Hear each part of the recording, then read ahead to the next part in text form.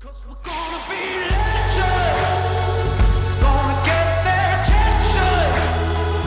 What we're doing here ain't just scary, it's about to be legendary. Yeah, we're gonna be legends. Good morning, NOBTS, and welcome back to week 3 of College Game Day here on campus. We're filming right now in room 273 of your very beloved Student Center. We're 100 days away from Christmas, but we're more importantly only 1 day away from this weekend's action in college football. So, if you've been watching our show, if you want to get more involved, tweet us, Instagram us, send us a carrier pigeon of your picks and ideas about, are we misrepresenting your team? Are we not including enough out-of-conference games? Tell us what you think we should do. And, you know, if you think you can pick better than us, bring it on. All right, we've got a lot of picks to get to later today because we got a great weekend of college games for this weekend. But first, we're going to recap this past weekend. Some thought it was going to be a little uneventful, but I would argue for the most part, like, we had some pretty close games, maybe some that shouldn't be, Clemson and Troy. But we had some other good ones that were just really great games. So, Brad, I'm going to start with you. What really stood out to you this weekend? I thought the running backs and their performances were great. Balaj had 8 tied the NCAA record with 8 touchdowns. If you didn't see the barn burner between Texas Tech and Arizona State, that was a pretty good game. But of course, Pac-12, they just go on too late. But Balaj had a great game. Also, Saquon Barkley from Penn State had 5 touchdowns. I know it's against Pitt, but that was a lot of fun to watch too. So running backs, I thought overall in college football this past weekend had really good games. Absolutely. That Arizona-Texas Tech game, really late night game. But if you don't have kids and you feel like staying up and watching the Pac-12 games, I encourage you to do so because you can go to bed in the fourth quarter thinking it's game over. Tune in next day on SportsCenter, win the quadruple overtime, and Arizona somehow won or something. I don't know. Pac-12 is crazy. They're always fun games to watch. But, Reggie, I feel like you have something different to say. I just want to highlight the struggles of Clemson against Troy and Georgia against Nicholls State. Oh, yeah. Completely surprised of how tight those games were. I saw how much Georgia was struggling against Nicholls. Nicholls gave them all they can handle. Georgia pulled it out, but also Clemson pulled it out as well. I liked how Watson came out to the public and apologized. I didn't feel like he had to do that, but as a leader on that team and knowing that he's the trendsetter for anything with body language, things like that, it was a very mature thing for a true junior to come out and do that. So Watson is mature well beyond his years. And I think Clemson will be ready to get back on track and getting back to playing dominant football. They're going to reach the playoff. We would all at least hope so, at least. Clemson facing South Carolina State this weekend. The Bulldogs will come out tough, but I feel like, Clemson probably looking to turn it around there. Georgia, on the other hand, has an SEC East game against Missouri. Maybe sort of the bottom of the SEC East, so maybe a good game for them to get it turned around.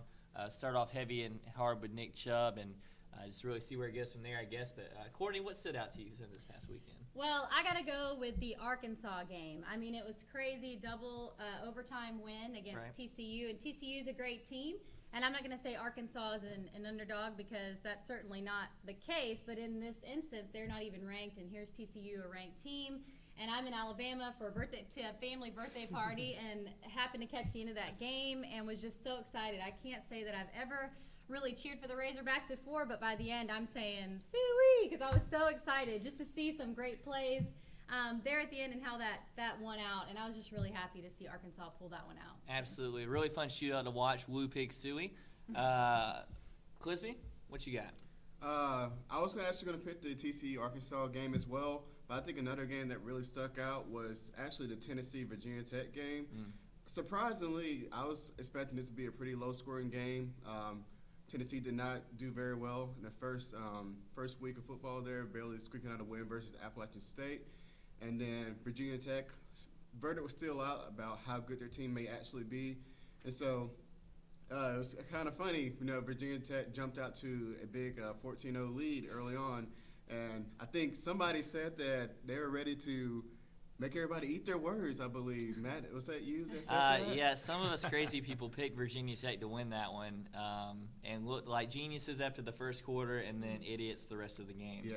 Yeah, So yeah, obviously Tennessee Got back to the game pretty quickly and was able to run away with a victory pretty comfortably in front of 154,000 people, I believe, which was amazing.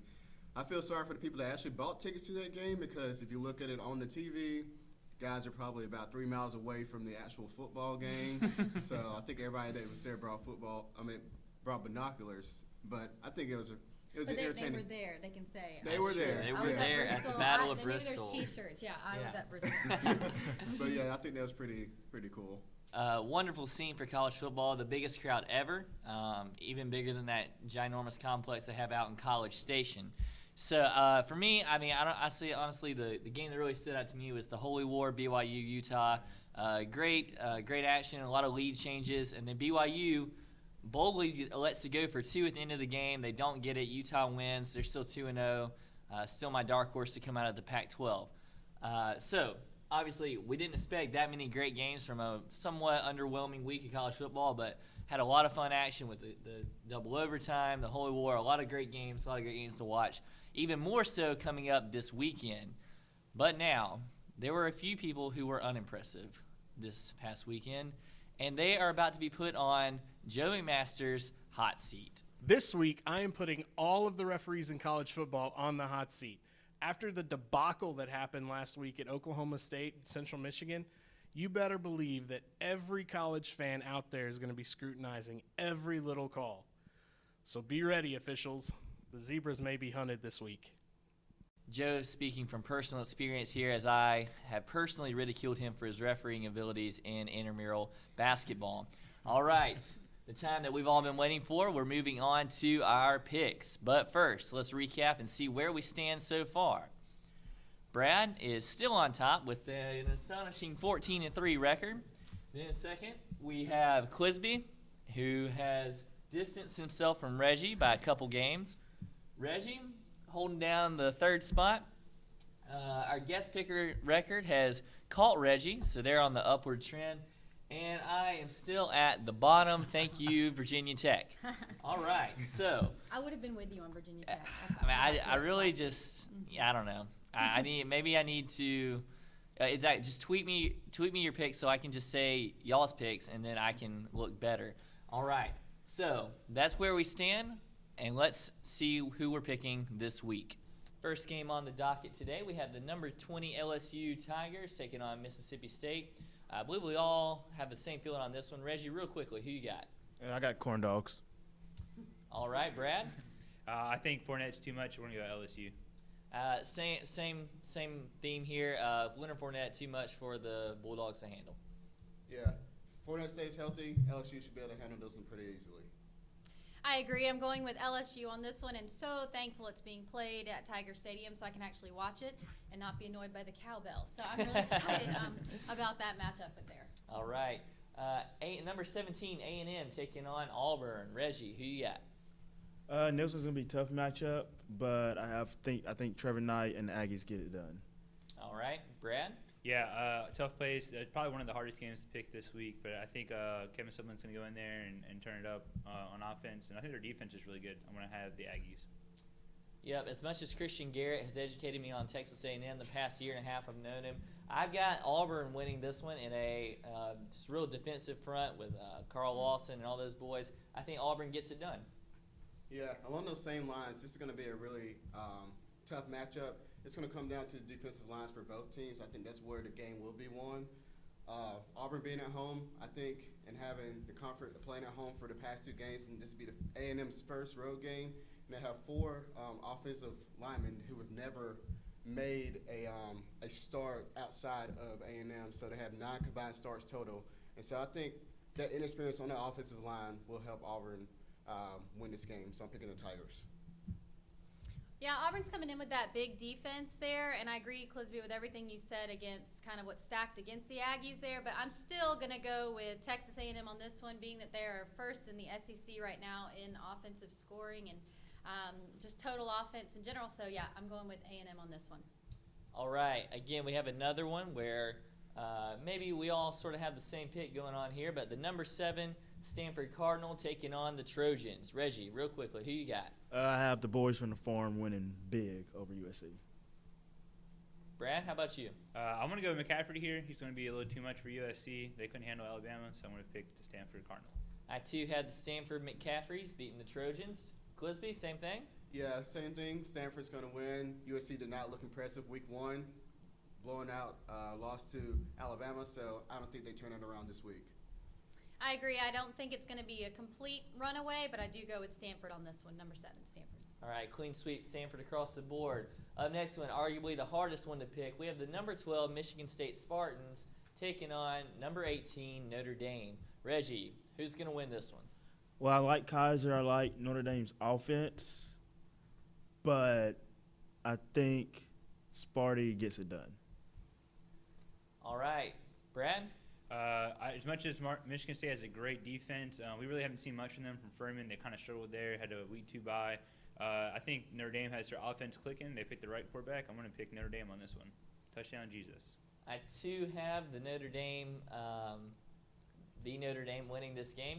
I just think that their offense, now that they do have Deshaun Kaiser named as the official starter, it's going to overwhelm Sparty early on. Notre Dame. Michigan State always plays pretty well in these matchups. It's always surprising because whenever I don't pick Michigan State, they always end up winning. But I still don't think they're going to win this week. I'm picking Notre Dame. Yeah, I agree, Clisby. They always do have a great matchup, although it's been at least probably 3 years, I think, since these two teams have come together. And almost any time Notre Dame's not playing Florida State, I got to go with Notre Dame. And so I'm going to go with the gold on this one. So, yeah, Fighting Irish. Go Fighting Irish. Rudy was offsides. All right. We have Alabama, the number 1 Crimson Tide, taking on number 19 Ole Miss.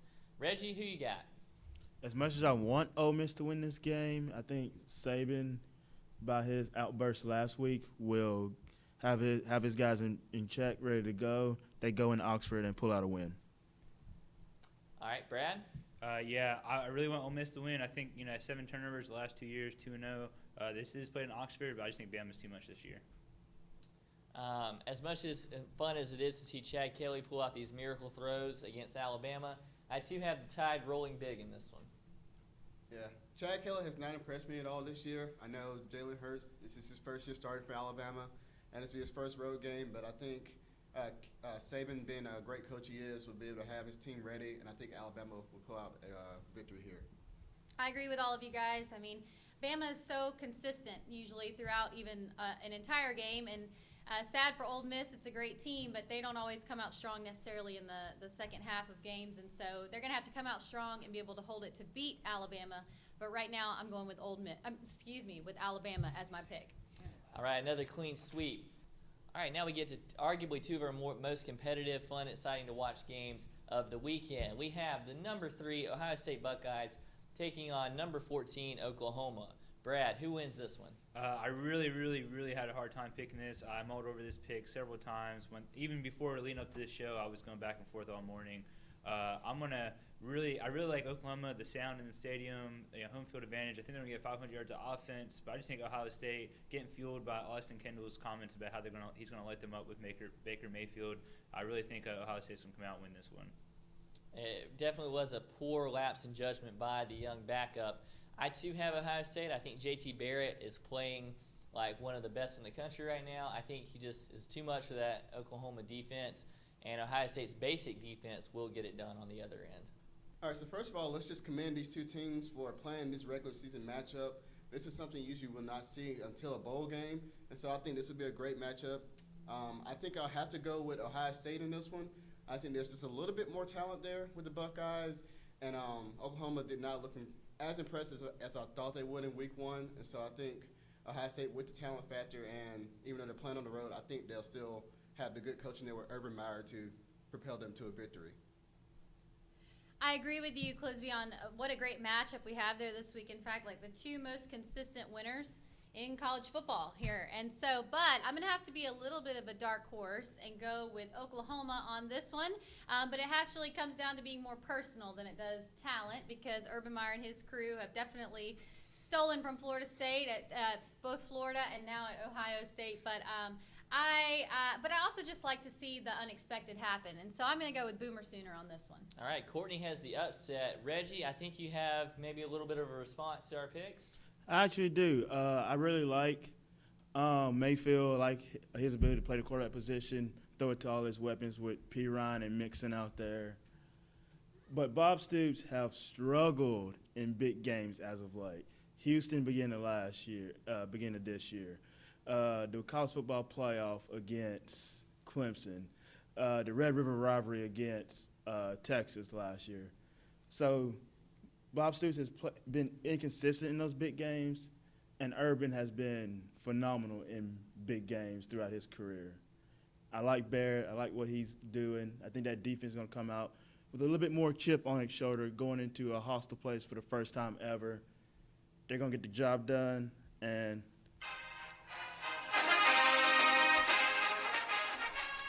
And now it's time for our last pick of the day. We have the number 2 Florida State Seminoles traveling up to Louisville to take on the number 10 Cardinals.